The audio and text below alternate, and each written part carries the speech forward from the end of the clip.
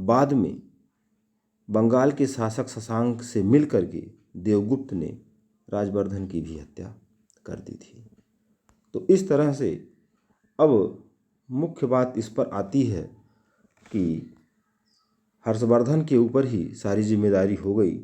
और अब हर्षवर्धन के बारे में आप ये जानकारी प्राप्त करते हैं कि हर्षवर्धन का जो वर्धन वंश है उसमें हर्षवर्धन का समय 606 से 647 था।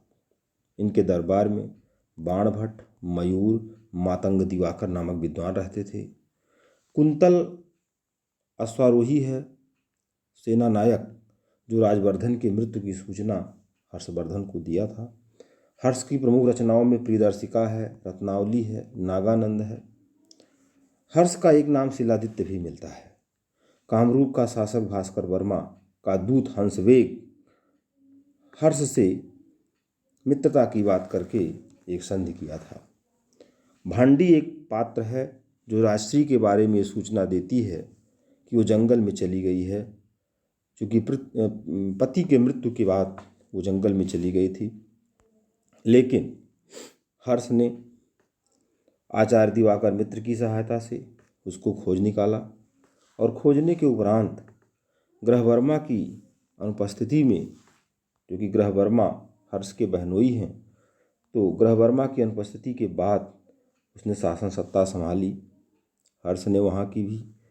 और इसके साथ साथ जो प्रमुख शासक है बंगाल का, जिसका नाम शशांक है, उस शशांक से युद्ध 6 वर्षों बाद हुआ और 6 वर्ष तक भी हुआ। पुंड्रवर्धन के युद्ध में हर्ष ने उसको पराजित कर दिया। और पराजित होने के बाद एक और युद्ध हुआ है पुलकेशिन द्वितीय से हर्ष का, नर्मदा नदी के तट पर हुआ है। पुलकेशिन द्वितीय से हर्ष पराजित हुआ है। ये बहुत महत्वपूर्ण क्वेश्चन है। हर्ष की राजधानी थानेश्वर से कन्नौज हुई है। कामरूप या प्रागज्योतिषपुर के राजा भास्कर वर्मा ने अपना दूत हंसवेग को हर्ष के पास भेजा था, जिसकी चर्चा पहले हो चुकी है। और हर्ष मोक्ष परिषद प्रयाग में 18 राजाओं ने हर 5वें वर्ष भाग लेते थे। ह्वेनसांग इसके दरबार में आया था, चीनी यात्री है, 629 से 45 तक रहा है।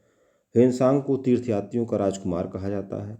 नालंदा विश्वविद्यालय की यात्रा इसने की थी और उस समय वहाँ के कुलपति शीलभद्र हुआ करते थे और ह्वेनसांग की रचना सीयू की है।